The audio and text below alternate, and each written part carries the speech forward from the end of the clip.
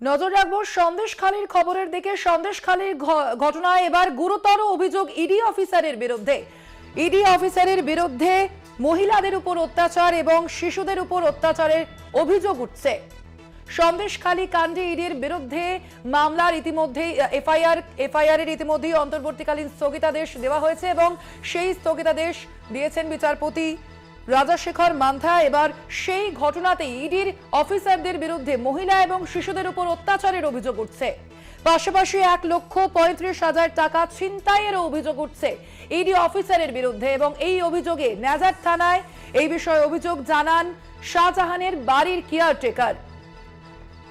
সন্দেশখালী কাণ্ডে ইডির বিরুদ্ধে এফআইআর দায়ের করা হয় এবং সেই ইডির বিরুদ্ধে করা সেই এফআইআর এ অন্তর্বর্তীকালীন স্থগিতাদেশ জারি করা হয়েছে।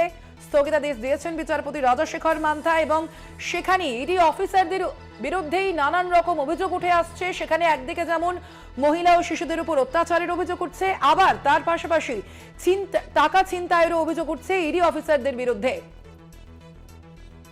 এ বিষয়ে আমরা আরো বিস্তারিত জানবো। ফোন লাইনে রয়েছেন আমাদের প্রতিনিধি রিয়া মাঝি। রিয়া, ইডি অফিসারদের বিরুদ্ধে আর কি কি অভিযোগ আনা হয়েছে, কি জানা যাচ্ছে?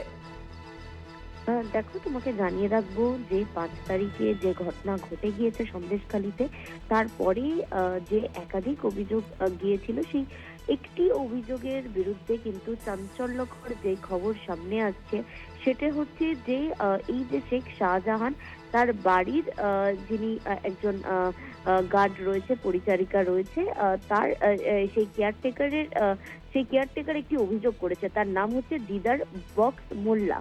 এই ব্যক্তির যে এই যে অভিযোগ, সেই অভিযোগের ভিত্তিতে যে যে এফআইআর ড্র করা হয়েছে, নাজার থানা যে এফআইআর ড্র করেছে, সেখানে দেখা যাচ্ছে যে 354, 379 আইপিসি, অর্থাৎ 354 হচ্ছে শ্লীলতাহানি, 379 হচ্ছে চুরি সহ একাধিক এরকম একদম বলা যায় গুরুত্বপূর্ণ যে আইপিসি রয়েছে, সেগুলোতে এই এফআইআর ড্র করা হয়েছে এবং ইডির তরফ থেকে। আর এই পুরো অভিযোগটাই হচ্ছে ইডির বিরুদ্ধে এবং এই অভিযোগটা যখন হয়, এফআইআর ড্র করা হয়, তারপরেই কিন্তু ইডি যেমনটা দাবি করছে যে বাড়িতে ঢুকতেই পারলো না তারা, তাহলে তারা চুরি বা শ্লীলতাহানি এই ধরনের যে অভিযোগ তাদের বিরুদ্ধে আনা হয়েছে, সেগুলো তারা করলো কখন, এই বিষয়টা কিন্তু ইডির তরফ থেকে দাবি করা হচ্ছে। এবং পাশাপাশি ইডি আরো একটি কথা বলছেন বা দাবি করছেন যে রাজ্য পুলিশকে তারাও একটি অভিযোগ দিয়েছিল এবং সেখানে একাধিক লঘু ধারা ছিল, কিন্তু সেই লঘু ধারাগুলো কিন্তু একটাও এফআইআর কপিতে অ্যাড করা হয়নি। সেখানে দেখা যাচ্ছে যে এফআইআর যে ড্র করা হয়েছে ইডির যে অভিযোগ, তার ভিত্তিতে সেখানে একটাও ইডির করা অভিযোগ নেই এবং অত্যন্ত নন বেলেবল এবং নন শিডিউল ধারায় মামলা রুজু করেছে এবং সেই এফআইআর কপিটা এখনো অবধি ইডি পায়ওনি।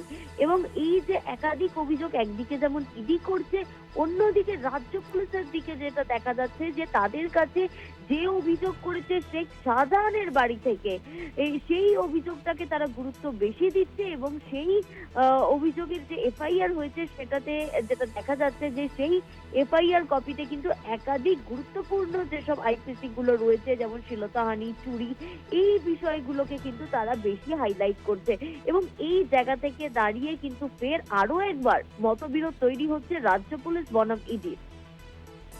একেবারেই রিয়া, অর্থাৎ ইডি যে অভিযোগ দায়ের করেছিল সেই অভিযোগগুলিকে গুরুত্ব না দেওয়া হচ্ছে না, বরং ইডির বিরুদ্ধে একাধিক গুরুতর অভিযোগ আনা হয়েছে। একদিকে যেমন শ্লীলতাহানি, অন্যদিকে ছিনতাইয়ের অভিযোগও করা হয়েছে ইডি অফিসারদের বিরুদ্ধে। ধন্যবাদ তোমাকে রিয়া।